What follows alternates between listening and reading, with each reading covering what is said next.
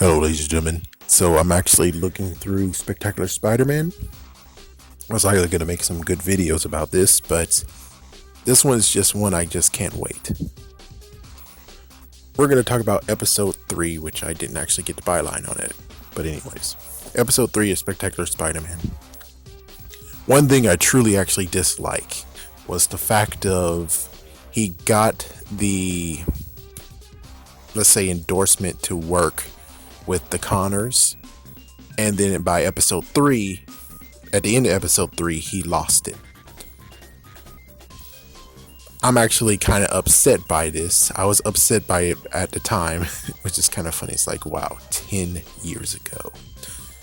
But now, after watching it for the 5th time, maybe even 6th, maybe even 7th time, it's interesting to finally understand what was their mindset of saying, I can't trust you, Peter.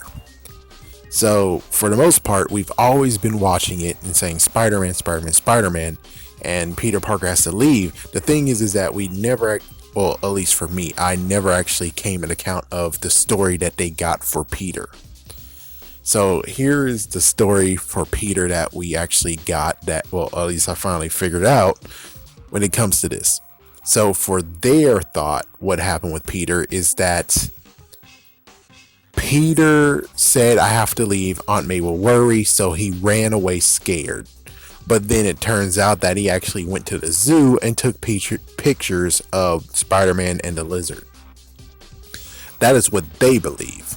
And for him to win a contest. So basically he left to do something selfish, which is to get money to help his aunt, which it's not exactly selfish, but on the other hand, it's kind of like, I get and understand it, and in a way, Peter should have actually understood this too, of where he'll get a second chance later.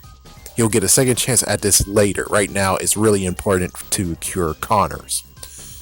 But either way, when it comes to Spider-Man though, Peter, Spider-Man, one and the same, we know the story. Peter left so he can actually help when it comes to the lizard running rampant in the subway area. But then when he actually lost track of him, he actually went back to check out the gene cleanser, which was good. So he took the gene cleanser and then he went to the zoo, which Eddie was there too. And of course, Billy actually hitched a ride via taxi. And then he actually went against the lizard. Well, first time he went against the lizard, kind of got depassed. Yeah, he got a little bit knocked out. Then the second time when he actually did have something, which my goodness, Aunt May called. At least he was able to cure the lizard, cure Dr. Connors, and he got punched like 3 times. He got 3 good punches before he turned back to normal, which is like, gee whiz. But I understand now what they're talking about of why they let him go and how they can't trust him.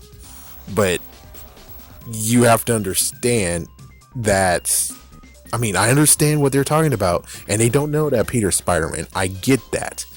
But it is kind of sad that's like, oh, come on. Don't you understand his plight?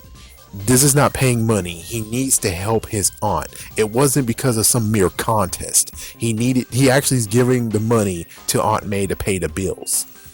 And for some reason, you guys don't understand that. And as for Gwen, however, you would figure Gwen kind of would understand, even though her premise is again what they believe, which is he snuck off by excuse to take photos.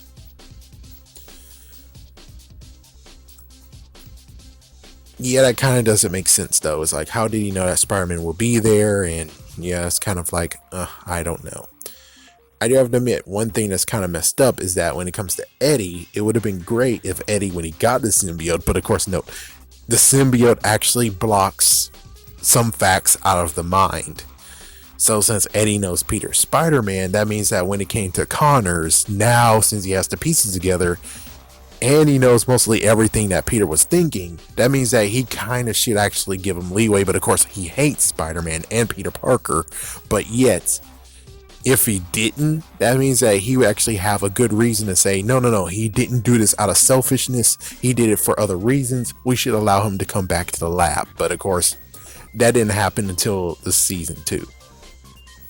Still, it is pretty it's kind of a bombshell to me. That's wow. And man, I should get some coffee. But anyways, it is kind of a bombshell that is why this whole entire thing happened, was because of the story they believe versus the full story.